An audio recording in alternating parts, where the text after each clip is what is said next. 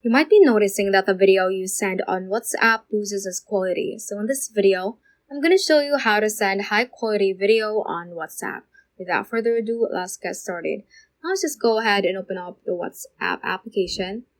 And here I have a conversation opened with myself. So just to show you, so we usually send videos with this plus icon at the bottom left, and clicking on photo and video library and selecting that specific video and sending it to our friend on WhatsApp.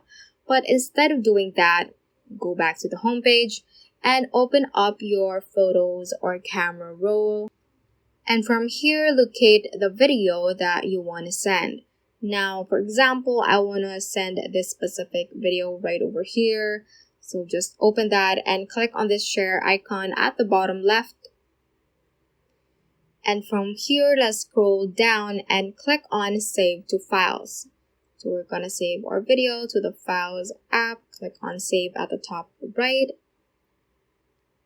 And from that, open up your WhatsApp application again. Click on this plus icon at the bottom left and click on Document.